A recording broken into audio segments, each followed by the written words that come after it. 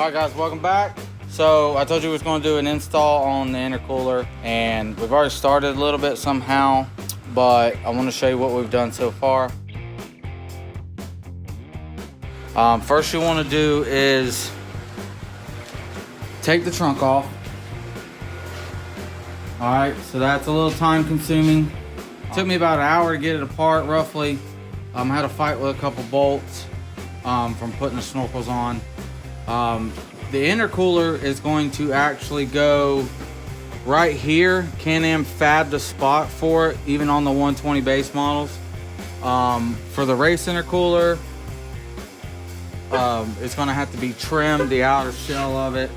So what we did, we had to wait to get some cut-off wheels to trim that.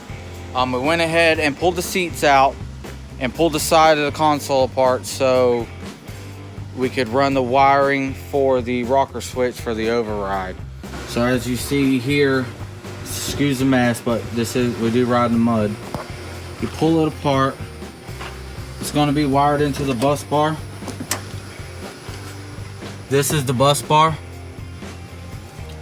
And the way I mounted it is it would come in behind the dash, so it would all be hidden.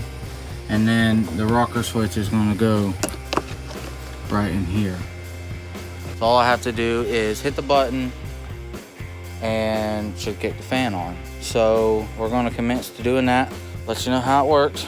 Shouldn't be too much longer. We should be able to have the intercooler in it, and wiring ain't nothing at this point. Stay tuned. All right, so we got intercooler installed. We got to run and get some hose clamps. We got factory Turbo R intercooler tubes. The install was a little rough. 2 people, I would say roughly 4 hours of labor for somebody who's first doing it. Maybe not somebody who does it every day. Rocker switch is in. Wires are hidden. Haven't plugged it in yet. That does nothing but plug into the bus bar. Stay tuned, and we'll show you how it works, and then we will do a video on the radio. Pretty simple, pretty straightforward. Little bit of maneuvering. As you see, we have the whole back of it tore apart. You're gonna have to trim inside there, because as you see, this is a monster intercooler. Really not that hard of an install, I'd have to say.